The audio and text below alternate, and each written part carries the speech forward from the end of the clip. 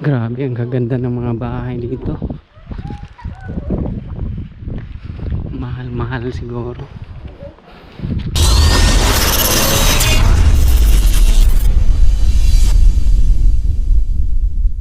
Alright mga kapam, welcome back sa aking YouTube channel.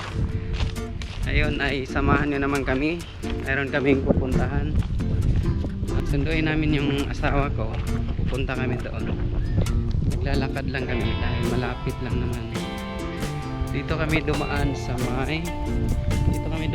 may Cove Green Soccer Field. Yan, kita ko sa inyo guys. Ito yung Cove Green Soccer Field. Malapad.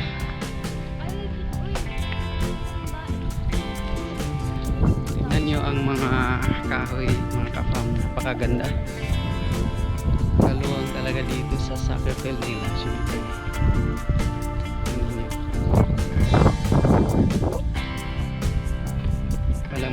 hindi masyado mainit kasi natabunan ng cloud yung araw, kaya medyo malamig konti, hindi mainit masyado. Yan mga kapam.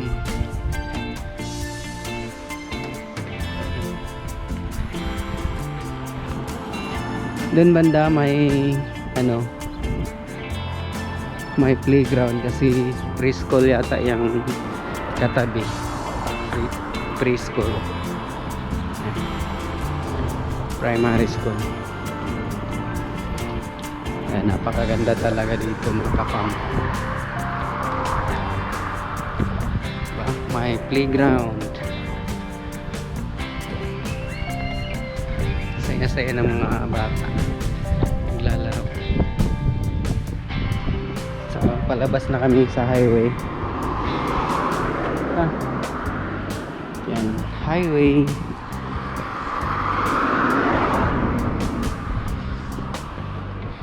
Ito yung bus stop. So doon sa unahan malapit na ang nagtrabahoan ng asawa ko. Susunduin namin, siguro mag-grocery kami. Update ko kayo mga kapam pagdating doon. Faster. Napaka peaceful talaga dito mga kapam.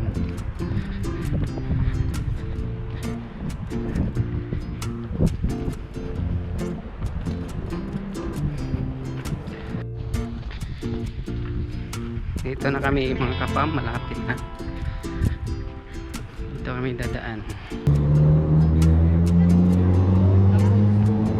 Yan sa unahan maraming mga berries mga kapam. Puro na mga hinugi ano. Yan, tingnan nyo.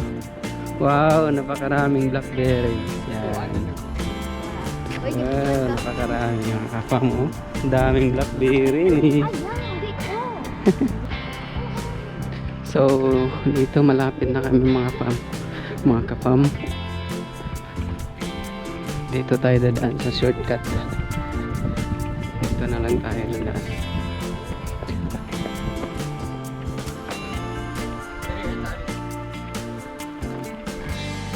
Dito tayo sa shortcut. Ay, andun si Chiclet Bayot. At si Kuya.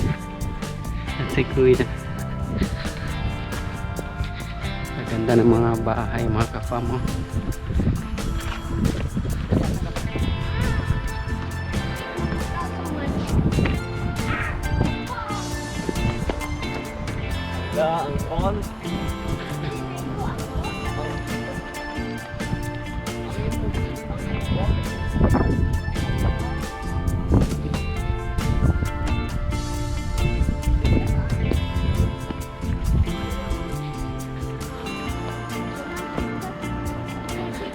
Grabe, ang gaganda ng mga bahay dito. Mahal siguro. Mahal yung mga bahay. Para siyang parang village.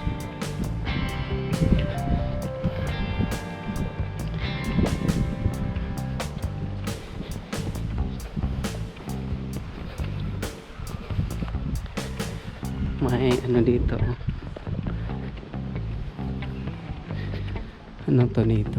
Welcome to Canada Avenue.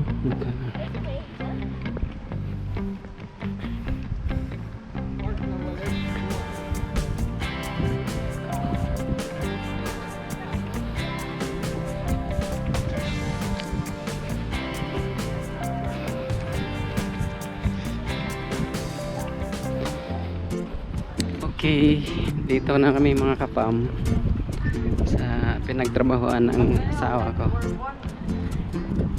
Yan. Hintayin na lang namin siya lalabas. Siguro punta kami ng grocery store or ewan ko lang. Dami mga ibon, no?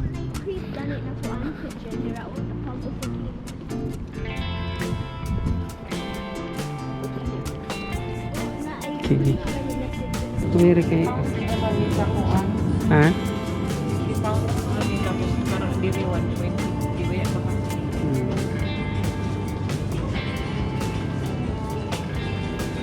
Okay, mga kapam, dito na lang kami sa Tesco. Kasi dito na lang kami mag grocery.